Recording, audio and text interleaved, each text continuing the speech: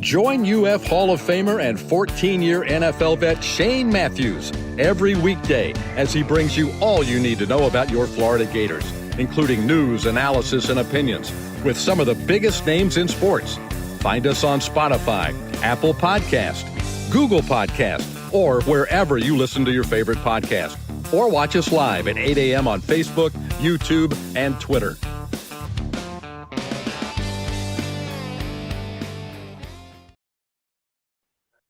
Good morning. It's a live edition of PodUp with Matthews in the Morning, coming to you from the International Diamond Center Studios. Locations across the state of Florida, right there at Celebration Point in the heart of Gator Nation. Go check them out, International Diamond Center. Today's show will have Brent Beaird, college football analyst and Heisman Trophy voter. And we will have JC, Win with JC, second portion. Let's go straight to the Titan Moore Hotline, courtesy of Comfort Temp. We're joined by Brent Beaird. Good morning, Brent. How you doing? Shane, doing well. Amazing that we are just finished the national championship game. And as a reminder, now this is amazing to think about this, but if we could transport ourselves a year ahead of time, the national championship game would not be played yet. Right. It's played in Las Vegas next year on January the 25th. How about that? Yeah, I don't quite understand why they're make it so long, but it is what it is. Brent, just give me your thoughts of the national championship, your Indiana Hoosiers. Yeah, I mean, who would have thought that they would have won, but give them a lot of credit for what they did. I mean, they outscored their opponents by 479 points this year. That's the second highest that is ever happened. I think the thing that, if I could boil down their season in a couple of stats, they fumbled one time this year, and going into the national championship game, they had 13 penalties. I tell you, Shane, as complicated as we want to make football, that is football in its simplest form, and they were incredible at it. To have one fumble, 13 penalties going into the game. When you do that, that's a pretty good recipe for winning, isn't it? 13 penalties the whole year? Yeah. And one fumble the whole year. Yes. Good gracious. That's truly amazing. They did not lose a fumble over, and this is incredible, in their final 1,047 offensive plays. Jeez, that's unbelievable. It really is, isn't it? It is. The Vegas odds have come out for their odds to win the national title next year, and the Hoosiers are right up there with Ohio State. Oh, yeah, absolutely. Texas is getting all kinds of love right now, and they're third. Notre Dame is fourth. Also included in here is Georgia and LSU, A&M, Alabama, Miami, although Miami's going to have to do a lot of rebuilding, frankly. And Florida is on this list, too. It's plus 5,000, and this is from DraftKings. But, yes, Indiana, Ohio State, and Texas are your top three. Yeah. Brent, give us an update. A couple people asked already. The playoffs next year, are we still looking at 12 or are they going to go to 16? Well, thank you for mentioning that. We will know tomorrow.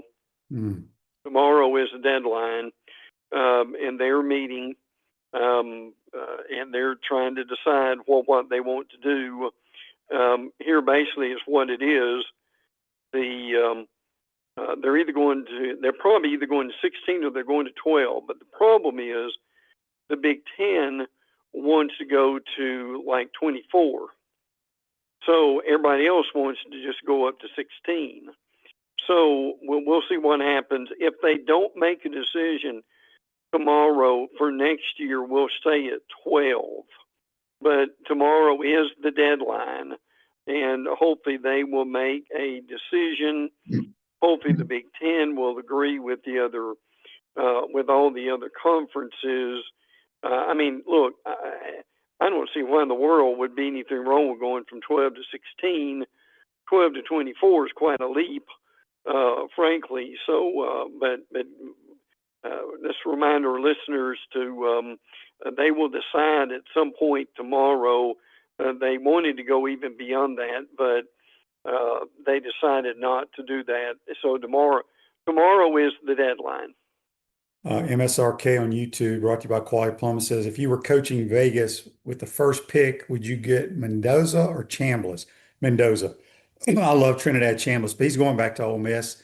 Yes. His height scares me I think he's more of a fourth or fifth round pick, but I would go with Mendoza. I thought this was interesting, Brent, in your notes about the last time that Miami won their national championship. Yeah, that's pretty. Yeah, it really was. As far as the things that happened during that time was rather unusual. I mean, to go back and see the first one's rather amusing. Bill Belichick's girlfriend was 9 months old. Maryland was the ACC champ. Duke was 0-11. Julius Peppers, if you remember him, for our listeners from North Carolina, was the highest ACC player. Taken it second, Brian McKinney was the highest Hurricane in the draft. Miami was in the Big East back then. Miami is the only team to finish undefeated in Big East history back in 2001. So, shall we say, Shane, it's been a while since Miami had won. Very, very true. All right. I think this was posted last week. I was curious how they come up with these numbers, the most valuable SEC athletic programs, Brent. Do you have any idea how they get those calculations? I really don't, to be honest with you. That would be fascinating to know, though. Frankly, this is from CNBC. That's where it comes from. Texas is one, and this is billions, okay? 1.48 billion. A&M, I wonder if that surprises you at all, Shane. A&M is 1.3 billion. Georgia's 1.1 billion. Tennessee's 1.12 billion, and Bama's 1.09 billion. Florida is number 8, 975 million. Arkansas is 12 at 800 million. So these are the most valuable programs. That's a great question to see what all goes into that.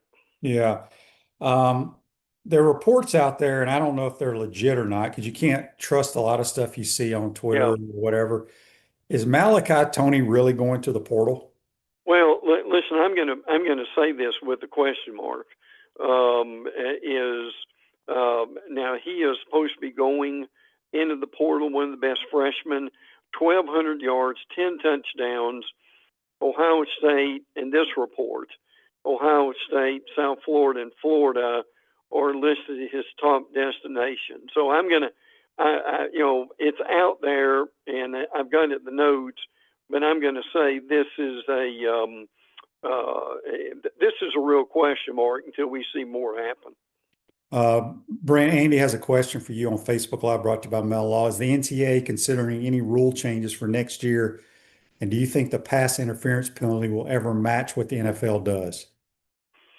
Well, it would be good if it got a little bit more uniform with that. Shane can give us more direction on that. But look, right now, and Andy brings up a really good question. The pass interference situation, it almost depends on what game it is and who is reporting on it. It seems like it changes almost every year to the point where we look at a play, we think, gosh, that's got to be pass interference, and it's not. And then just the reverse seems to be happening also. So they look at it about every year. They tweak it a little bit, but a lot of people will say they still haven't got it right. Yeah, I don't know if they'll ever change it to be a spot foul instead of a 15-yarder like it is in college. Because in college, they basically tell you, if you think you're beat, tackle the guy. we'll give up 15 yards instead of 52 or wherever the spot foul is. But um, I, they eventually might get to that. Um, that's why you got to throw deep balls. Good things Yeah, happen when you throw the ball down the field. absolutely. It's too damn Sure hard do. to defend. Everybody wants Yes. to blame the damn DB, but it is hard to cover when the ball's turned down the field. Relive the Gator Basketball National Championship team's every thrilling moment with Brent Beaird's new book, The Golden Season, the unforgettable story behind Florida's historic 2025 title run, available now at spurriers.com. Click the shop tab and have it shipped the same day. All right, Brent, what's going on in Alabama? Well, this is going to be one of Alabama's youngest team in quite a while. In 2026, they figured out that they may only have 7 seniors on the team. That's amazing, frankly. Now, South Carolina transfer Desmond, and I can't pronounce his last name, has committed to Alabama. Maurice Mathis Jr., a receiver in the class of 2026, is also committed to Richard Young, who is an Alabama running back, going to Colorado. Kentucky is going to hire Oregon's Dallas Warmack as assistant offensive line coach. He did play at Alabama at one point. So, but Bama made the playoffs, and they won one game, lost one game, and have a lot of changes to do. And they're probably going to make a lot of staff hires coming up. I understand the offensive line coach is going to be gone, or he'll be put somewhere else to coach. So that's something, if you're an Alabama fan, that you can look forward to in the next few days. Where's this question I wanted to say here? I'll find it here in a second. Brent, what's going on with Auburn Tigers? Yeah, Arizona transfer Jack Luttrell has committed to Auburn. He has a couple years of eligibility left. Also, Auburn's landing a commitment from one of Miami's offensive linemen, Derek Plaz. And again, what we need to remember, that the two teams in the national championship game, they actually get some additional time to deal with the portal. So if you're wondering, well, why are both Miami and Indiana still dealing with the portal, is because if you're in the national championship game, you get additional time in order to do it. That doesn't last forever. It only lasts for a few days, but that's understandable. They've been busy coaching and so forth. So those coaches, imagine that, Shane. You go from the national championship game, particularly if you win, you're trying to celebrate, but then basically you go back home and you're dealing with the portal for about 5 days. That's right. Jimmy's question on YouTube, brought to you by Quality Plumbing. If you want to change college football, go to the NFL hash marks. I agree with that for sure. Yes. Brent, I've always mentioned I'd love to get some data on the transfer portal. How many kids are stuck in there that don't sign with somebody? I had someone send it to me last week. I was going to just reiterate it here. There's over 7,000 kids still in the portal that have not signed with anybody. Yeah. Think about that. Yeah. That's almost criminal. And what people don't understand is a lot of those kids are done playing football. They are. They gave up a scholarship, or if they were at a lower level, walk on, or, some of the D2 schools that don't offer scholarships, they're done. They go in there, they roll the dice on themselves. But there's going to be a lot of kids that were on rosters around America that are done playing football. Well, and you're right. And see, the fallacy of this is, okay, if I go in the portal, my previous team is going to hold my spot in case I don't get picked up anybody and I need to go back. But Shane, as you know, that doesn't always happen, does it? No.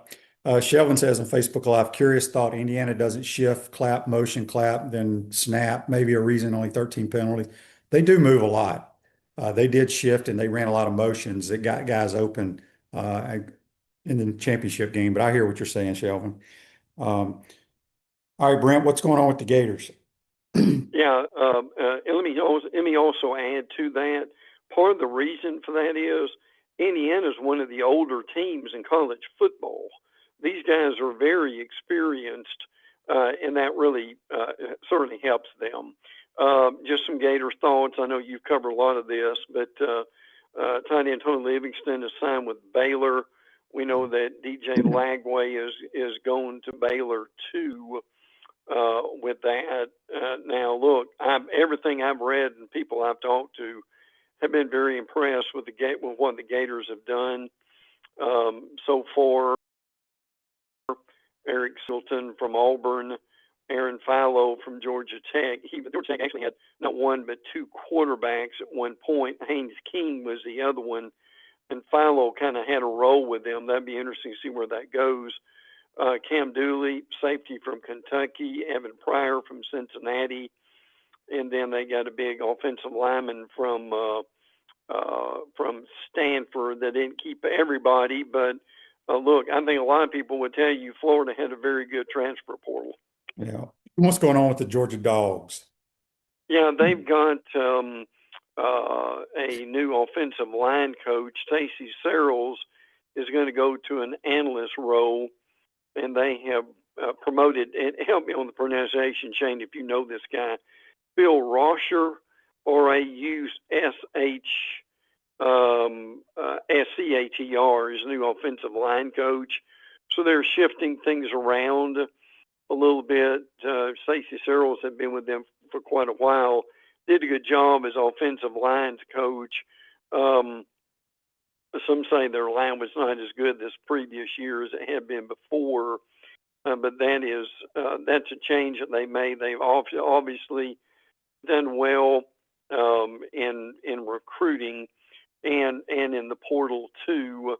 They've also got some possible extensions going on with, such as a running backs coach, Josh Crawford is one. So Georgia, unfortunately for them, losing to Ole Miss, but they did well in the portal and they did well in the recruiting. Yeah, they really did. LSU, what a mess that's. I mean, they're going to have the highest payroll probably that's going on. Brent, I want to get your thoughts on what's, people may not be aware of this, but I talked about it yesterday. Princely Umiliala, and I can't pronounce their last name. His brother played here, transferred to Ole Miss. Right. Well, the other brother transferred to Ole Miss, signed a new deal to stay at Ole Miss. Now LSU is buying out that contract and paying him over $1 million to go to LSU. It's just nuts. Absolutely nuts. It is. It really is. Oh, yeah. And Princewell U, as people call him, because they can't pronounce the last name like us, is a really good player too. Now, Caden Lee, Ole Miss's star wide receiver, is also in the transfer portal. Ole Miss also is hiring Miami's Cody Woodill as tight ends coach and co-offensive coordinator. Is something else that just came out kind of overnight, or at least in the last few days. So, Shane, to your point, we're just seeing things happen right now that we have never seen before, and it's taken a while to digest a lot of this stuff. And I mean, it's just absolutely amazing what is happening, and trying to keep up with it is not easy either. Tennessee, is Joey Aguilar going to sue and get another year? Yeah, that's a good point. My understanding is he has got a court date that's coming up. He is seeking another year of eligibility. Colorado transfer Isaiah Hartage is committed to Tennessee. Former Colorado quarterback Ryan Stabb says he is committed to Tennessee. Arian Carter, their linebacker, is withdrawn from the NFL draft, and the transfer portal. He is going back to Tennessee. So a lot going on with Tennessee, particularly defensively right now. Yeah, Brent, I wanted to get your thoughts. What's going on? A lot of people may or may not know what is going on in Tuscaloosa. So they had a basketball player who went into the NBA draft 3 years ago, did not get Yes, drafted, signed with the G League or whatever, never right. played in an NBA game, but he is now back after 3 years of playing in the G League, playing for Alabama. I just don't, Charles, I mean, yes. what are we doing here? I just don't get it. Well, listen, and I'm with you on this. Charles Bediako Yes. is who you're talking about. He played for Alabama, and as Shane said, he went into the G League. Now, he never played in the NBA, but he did play in the G League. Now, what they have done is they have challenged the NCAA, and he is eligible to play Saturday against Tennessee in Tuscaloosa. Now Mhm. that game is like an 8:30 game, and the weather may actually prevent this from happening. But this is a temporary situation where he actually can play. They're supposed to have a court date set on this in early February, I believe it is, or maybe even next week, to decide what's going on. But this is a very unusual situation. Alabama challenged the NCAA on that, and the judge in the case. It's amazing how much we're having to deal with the legal system now. The judge in the case has given them, allowed him to play, and then they'll make a decision after that. So, Shane, that's crazy stuff, is it not? When you actually forego playing in college, going to the G League, but right now, as far as we know, he's going to play on Saturday night against Tennessee if they actually play the game. Yeah, Michael on YouTube brought to you by Clark Plum says when you're Alabama, they let you do it. Alabama's not the only team. I brought up Alabama because they're in the SEC, but it's Yeah, happened at Baylor. I think it's happened at Louisville. There's a true. couple other schools. Um, it just it makes no sense to me. He's a 7-footer. He's athletic as heck, and he's a shot blocker. He will help Alabama, but I Sure. just think that it's just baffling to me what is going on in college athletics. I love college Yeah. sports, but what is I mean, let's just take Carson Beck, for example. Carson Beck has been in college forever, Yeah. ever. True. Hmm. And I Yeah. guarantee you he could probably bring up some lawsuit to get another year. Yeah. There's no way Yeah. they can stop these kids from playing. Yeah. Yeah. I mean, look, it's amazing, frankly, and you're seeing it in the NFL draft. Also from last year, or the kids who are, let's say, who have entered their name for the NFL draft is much smaller than it has been before, because as Shane said, they can come back and they can get paid, frankly, pretty handsomely for coming back. So, Shane, it's a situation we have never seen before, and frankly, it's really hard to know what's going on sometimes.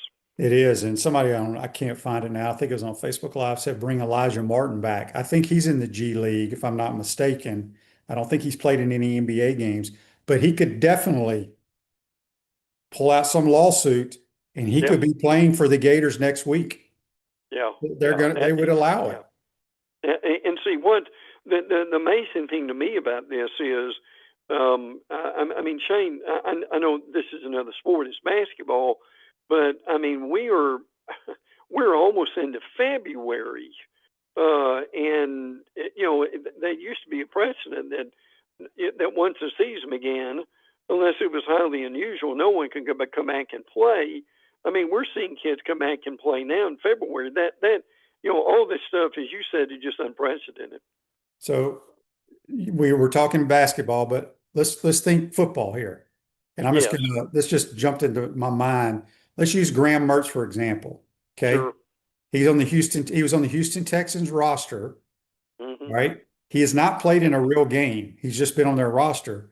Why couldn't he put together a lawsuit and get more eligibility to come back to play for the Gators? I just they got to do If, something. yeah, yeah. If they challenge, look, if they, a part of what's happening with the NCAA is the NCAA can be a paper tiger I mean, they can snarl and growl at people, but when you really challenge them in court, they have a lot of issues. And again, we're not going very far with any legalese here, but that's the thing we're seeing, Shane, and that's one thing we really somehow need to get a handle on. Pouncey Twins, Mike and Marquise invite you to try the mango martinis at Spurrier's Gridiron Grill, handcrafted with their J.F. Hayden liqueurs. Try those flavors, or find your favorite at shopjfhaydens.com. Brent, give us some nuggets before we get you out of here. Yeah, I'll give you some quick Florida State Miami nuggets. JUCO quarterback Malachi Marshall is committed to Florida State. We mentioned the possibility of Malachi Toney going in the transfer portal for Miami. Gerard Pringle, who's a running back, is entering the transfer portal. Also, he's a true freshman running back, so he hasn't really played much at all. So South Carolina has got UCF tight end transfer Max Drag, D-R-A-G, 6'4", 230. That's going on. So I know we're short on time, but Shane, it's just keeping up with all of this that's going on right now. And by the way, there are going to be schedule releases. Also, the SEC has had theirs. But we're also seeing the Big 12 had theirs yesterday. The ACC is having their schedule release on January the 22nd at 9 p.m. And the Big 10 is having theirs on January the 27th at 5:30. So if you're a fan of those conferences, that's something you can look forward to. Good stuff as always, Brent. We'll talk to you next week, my friend. Good. Can't wait, bud. Take care. That's Brent Beaird, our college football analyst and Heisman Trophy voter. Join us on the Titan Tomorrow Hotline, courtesy of Comfort Temp. Atlantic Roofing, your roofing experts for residential, commercial roofing with more than 50 years of local experience. Take a quick time out. Come back. We'll be joined by JC with Win with JC. You're watching and listening to PodUp and Matthews in the Morning from the International Diamond Center Studios. We'll be right back. Our premium sponsors are Atlantic Roofing, Campus USA Credit Union, International Diamond Center, J.F. Hayden's Craft Liqueurs, Los Linderos Tequila, Meldon Law, Titan MRI and Imaging, Castaway Sauce, UF Health Orthopedics. Gridiron sponsors are Baker Sports, Comfort Temp, Florida Cracker Oyster, Electronics World, Gallo Car Wash, Miapa Latin Cafe, Peachland Dental, Quality Plumbing, Ruse Ogre State Farm, Silverback Concrete, 84 Lumber, Big Mills Cheesesteaks, Celebrate Primary Care, Gator Bait Media, Florida Cracker Kitchen, Gator Dominoes, Ironwood Golf Course, McDonald's of Gainesville, Tropical Smoothie Cafe, UF Bookstores, Advocare, MG&A Wealth. Remember to like, follow, and subscribe so you don't miss an episode. And to advertise, call my man Freddie, 352-284-3733. What's up, everyone? I'm Mike Pouncey, and this is my twin brother Marquise Pouncey, and this is Life After Football. Let's go.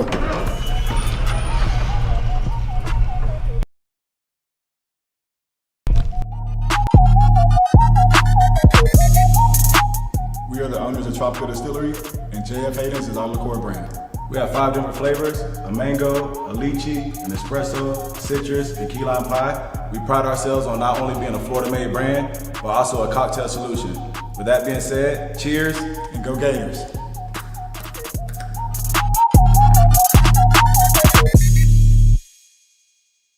The jewelry store with the most likes, the most positive reviews, the most raving fans is International Diamond Center. IDC is definitely a place that I will come to as long as I live here. This will be my go-to place always. Literally the best jewelry store in town. You'll make friends for life coming in here. I felt like family from the beginning. The value was extraordinary. I've got a beautiful diamond on my finger, and I'm very proud of it. International Diamond Center. I'm very happy to show it off. At Celebration Point and online at shopidc.com.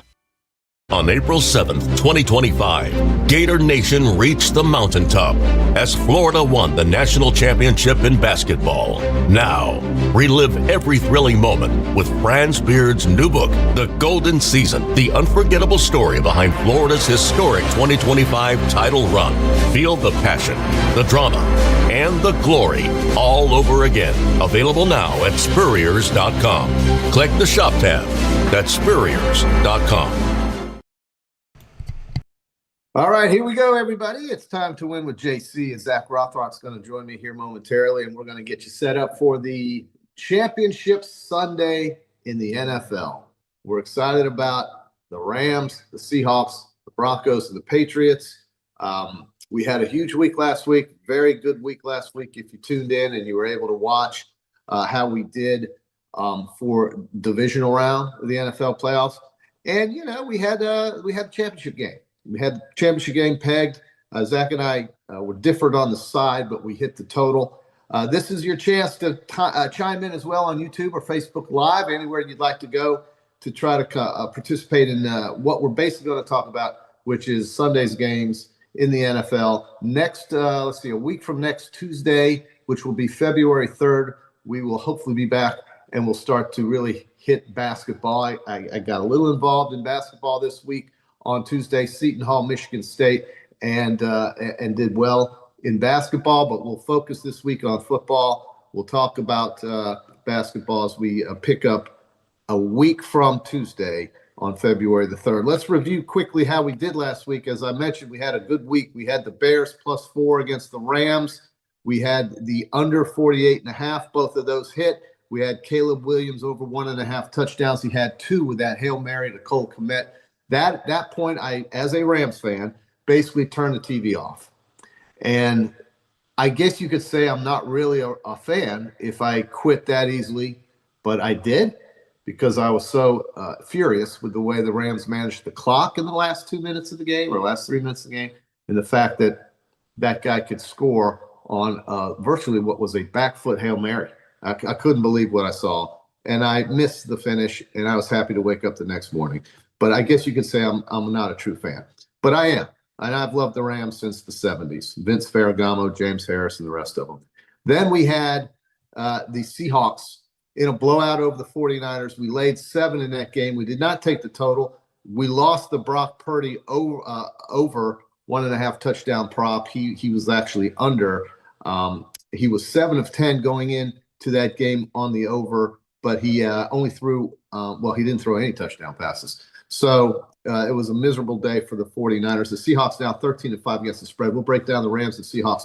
Buffalo was screwed royally. We all know it. Everybody knows it. Anybody who's honest with themselves knows it. But Denver moves on. Denver suffers a big loss losing Bo Nix. We lost the side on that. We had the Bills. They should have won, or they had a chance to win with Matt Prater after Brandon Cooks caught the ball and was told it was intercepted. They lose 33-30 in overtime. Denver 8-10 against the spread now. But we did hit the Josh Allen prop, which was at plus odds, plus 130, over 1.5 touchdowns. He had 3 touchdowns in the game. We did lose the Bo Nix under 1.5 touchdown passes. He had also 3 touchdown passes in that game. Jarrett Stidham now comes in. He's virtually done nothing all year long. I don't like their chances against New England. The Patriots, however, are seeing money come on Denver as they open at 5.5. They're down to 4.5. We'll break that down. And then finally, we also had the New England Patriots easy winners, laying 3 against the inept Houston Texans on offense. C.J. Stroud under 1.5 touchdown passes. That prop won. He only had 1, and he had about 30 interceptions. He was horrible. He was inaccurate. He was not good. New England 14-5 against the spread, 12-7 to the over and under. So if you wrap it all up, 6-3 on the weekend, 66%. Then we go to the national championship game, Miami Hurricanes plus 7.5 as it closed at kickoff. It was at 8.5 where I got it. We also had the over 46.5 that came in at 48. Beautiful night, great night, especially when you're really hoping that Indiana wins the game, but you bet on Miami with the points. You get both areas of satisfaction with that. And look, the Canes played well. They played hard. It was close to being, I think, an ugly finish. Or an ugly game, but Miami, to its credit, really stayed in there and was really inside that number most of the night. I think that was the right side to be on. My man Zach had Indiana, and he could have easily covered that should the offensive lineman for Indiana not have a false start as they were going in to go up by 10. In all likelihood, with 1.5 minutes left, Miami probably wouldn't have scored, and Indiana probably, you could make the case, should have covered if they had scored without that offensive lineman jumping at the snap. So a good week for the crew here, folks. So let's talk about it. Let's bring in my man Zach, and we here we go. Here we are, Championship Sunday. I think last week, when you look at Wild Card Weekend, the divisional playoffs, and now Championship Sunday, my favorite weekend is the divisional round because you have 4 games, but I love Championship Sunday because it's more than just one game. What do you think, Zach? Oh yeah, championship is usually better than the Super Bowl because of the familiarity between the two teams. I mean, it's hard to beat the divisional round and the wild card round, especially the results we got from them this year. We were pretty good on the divisional round games. The only game we really missed was that Buffalo game, and I mean, it is what it is as far as that one goes. It feels like, I mean, Buffalo got shot. yeah, that's last. We won't really get into it, but yeah, I'm looking really forward to this week's games. The big question to me is looking at these games. On the AFC side, is Bo Nix that important? Can Jarrett Stidham do the things he does, or is Denver going to be operating more or less business as usual? Now, it sounds like you're saying that the betting public is putting heavy money on Denver, so the public is thinking that Denver is going to more or less operate business as usual with their defense dominating that game, and that's kind of the side that I was leaning towards. I never feel good when you tell me the public is leaning towards the side that I'm on. But how do you feel about the Drake May, Jarrett Stidham situation? I think it favors New England prohibitively. Sure. And if weather is not an issue, there's no marginalization of what Drake May can do. There's no wind, and granted, Denver's really good against the run, but this guy can throw the football, and we all know it. They have a running attack to go with that.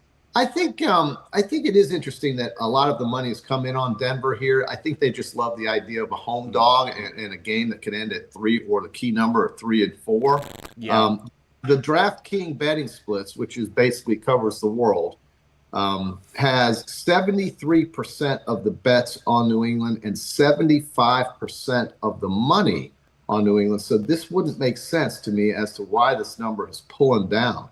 But the total has gone up from 40.5 to 42.5, and that's basically an even split with 54% of the handle on the over, and 85% of the bets on the over as well. So not as much money, but many bets on the over. That's, I guess, why the number has moved up. I don't know why the numbers come down from 4.5 or 5.5 to 4.5. With Denver, but that's what I saw on Hard Rock this morning. If you wanted to look at the money line, you're laying 250. I see 5 right now. You're seeing 5. Yep. So it really depends on where you're comfortable. I don't think there's a big difference between 5 and 4.5. The key numbers are 3, 6, 7, and 10. The 5s and sometimes even the 6s don't really worry me too much if I'm a half point or even a point below those numbers. But if it's opened at 5.5 and it were to hop to 6, that would make me think maybe Denver. But in this game, what do you think is going to happen? Do you think Drake May is going to be effective against that defense? Well, right now, this is the bet I love more than anything on this game, and that is Drake May over 1.5 touchdown passes at plus odds, plus 120. It reminds me last week of the Josh Allen bet we had. We had Josh Allen over 1.5 touchdown passes plus 130. That's $10 to win 13. That's $100 to win 130. That's $1,000 to win 1,300. I just think that Drake May is going to throw 2 touchdown passes, and he's only 5 of the last 10. Having done that, but he did it to Houston, and that we all know is one of the best defenses you'll ever see. Yeah, and got 4,400 yards passing and 31 touchdowns with only 8 interceptions on the year. Yeah, and I want to say the bet makes sense in this environment. So it's really good to be able to get it at plus odds because the Denver Broncos have the #1 rushing defense in the NFL. And that defense only gets more stout the closer you get to the goal line. So if New England is going to be able to break the plane, it probably will be through the air. So, yeah, I definitely like that call. I also like I don't normally do touchdown props. I'm not normally a touchdown prop guy. But Lil Jordan Humphrey found the end zone last week, and he's at plus 500 to score anytime. It's one of those situations where he's lower on the depth chart, so he has more practice reps with Jarrett Stidham, and so they have a little bit more of a connection. And so he was already getting more reps in the offense anyway, so they're kind of moving up together. So if you want to look for a touch, it's plus 500, so definitely not a guarantee. But I like a little Jordan Humphrey to get a touchdown for a second straight week. That's a good number. You said it was 5-1? Let me double confirm that. Yeah, I think that's 500. I mean, yeah, you throw a sprinkle on that for $10, you come out of there with 50, and you're cashing 60. I like that call there, Zach. I'm going to look at that. You really have to love the way New England blitzed C.J. Stroud in that game. I don't think there's any doubt Jarrett Stidham's going to see pressure. He's going to see a lot of pressure. Yeah. MSRK on YouTube actually said if the play is dead, Bo Nix can run, whereas Jarrett Stidham is a sitting duck, which is a very good point. Definitely true. And he also adds that Denver defense will keep it close. I don't doubt that. I don't doubt that. And yes, Art Shendell on YouTube, is there any chance Denver takes down New England? Absolutely, there is. I mean, the turnovers could often decide games like this, but what I see happen is New England coming heavy with pressure, just like they did against C.J. Stroud. I see Jarrett Stidham being marginalized with his mobility. That would not maybe work against Bo Nix. It could work very well against Jarrett Stidham. And I just think New England, with the way that quarterback is playing, the protection he's getting, and the running game that they have to set him up on play action and so forth, it really gives them so many more options. We're looking at a number that I think is doable at 4.5. And I'm not advocating spending a lot to buy these numbers up or down either way. But if that number gets off the hook and it's just 4, I really like it in that case. So, I think that's the case. We're reading chats here live on YouTube, Win with JC with Zach and I here. And I just got to say hello to a really superb friend of ours who loves to watch this show. He watches it every week.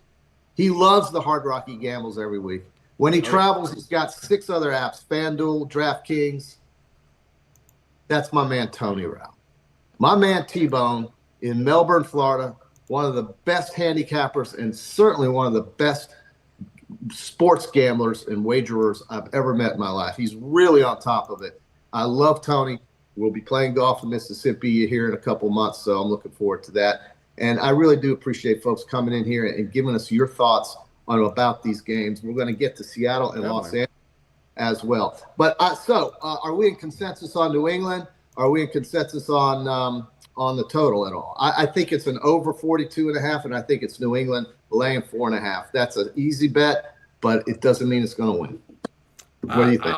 Honestly, I'm kind of feeling the exact opposite. I'm kind of feeling Denver. I really like the under, but I would like to potentially wait and see if that number creeps up.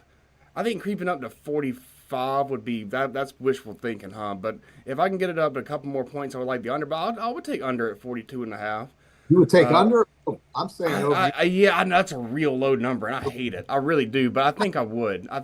Because Denver's going to be limited on. They do pick up a lot of first downs by everyone's covered, and all of a sudden Bo Nix just picks up the first down. And I get that New England will still have that ability with Drake May, but Denver's defense is a little bit more stout than they've had a very. I know it's a big narrative. They've had a pretty soft schedule in terms of the teams they've faced. I know they just handled Houston pretty well, but that was really more of Houston's offense just handling them the game. So I just see a lot of 3 and outs, a lot of maybe getting to midfield and punt, a lot of drives ending like that. I just do. I think that makes a lot of sense. I may revisit that. By the way, my friend Tony is a former Florida Gator offensive lineman. Should have been an All-American. Should have been an All-SEC. And if you ask Shane, our guy here on Matthews in the Morning every day, probably the best protection he ever had in his career was his man Tony Rao. There's no question about that. Just wanted to get that out because my man knows. Shane loves Tony. We all do. Tony's a great guy. Likes to eat. Just funny as hell. Anyway, all right, let's move on to the Rams in Seattle. I like getting shout-outs to guys that want to watch the show here. What am I going to do? No, I love it, yeah. Rams at Seattle. Okay, so you want to talk about a screw job that Buffalo received. The Rams are the best team in the NFL at screwing themselves, if that's a possibility, if you can imagine what that would look like or what that is. The Rams have given away more games on special teams than any team I've ever seen in my life. The Rams forget game management. Sean McVay, the best play caller in the NFL, but maybe one of the worst in game management sometimes under 5 minutes. You have a lead. You run the ball with 2 minutes and 7 seconds left on 3rd down and 8 against a team that has got the momentum of the Chicago Bears. All you need is a first down to win. You throw the ball on 3rd and 8 with a 2-minute warning coming up, because running the ball gives you less chance on 3rd and 8 of getting it, and the clock's going to stop anyway. So running the ball doesn't serve any purpose. Just little things like that. And I didn't say that 2 hours after the game. I said that as it happened on the game. It drove me mad. And another reason why I shut it off. But the Rams won. God bless them. Don't ask me how. They're getting 2.5 again. And by the way, against Seattle, the last time they played, I was in the Circus Sportsbook, Zach. You may have remembered when I was calling you about it and how great it was. They're up 16 freaking points against these Seabags. 16 points, 4th quarter against the Seabags. They have a punter who kicks it 30 yards. He's horrible. He's one of the worst punters in the league. Shaheed takes it all the way back. Now you're up 8 because, of course, the officials in Seattle are going to allow Seattle a 2-point conversion as Darnold throws it forward. Somehow, that game. Guy falls on it. 2 points. 2 points. Yeah. It's good. So that was ridiculous. But the Seahawks won that game, which gives them home field. I want to go back. I think people get irritated when I do that. But truthfully, honest to goodness, the Rams can match up with this team. The Rams score on this team. The Rams should have beaten this team twice. And I think going to Seattle is no big deal to Matthew Stafford. So looking at Stafford at over 1.5 touchdowns, only laying 130, he has hit the over 1.5 for touchdown passes in 9 out of 10. That's 90%. Lay the 130 and just go ahead and win that bet. That sets you up to cover your side if you take the Rams. But if I'm objective, and I'm trying to be, even though I'm rooting like hell for the Rams because I'd love to see them in the Super Bowl at San Francisco. What a treat that would be. But Seattle under 3 points is the play. It just has to be because of the way they win these damn games. And they are right now playing as well as anybody on the lines of scrimmage, defensively. And Sam Darnold, for all that talk you heard about his oblique, he wasn't bothered by it. He just went ahead and they just beat the living hell out of San Francisco. Seattle's a very physical team. This will be the 3rd straight road game for the Rams. The bet is Seattle. The hope is Los Angeles for me. Seattle is 10-8 against on the total, but the Seattle Seahawks are very good against the spread. They are 13-5 this year against the spread. The Rams are 12-7 against the spread. But Sam Darnold would have to literally turn the ball over, I think, for the Rams to win. Now, could be wrong. What do you think? Yeah, and while the Rams have had to scratch and claw on the road of the Seattle Seahawks, they had 1 bye week. They basically had 2 bye weeks. I mean, last week's game was over by the 2-minute mark. I think the starters got pulled midway to the 4th quarter.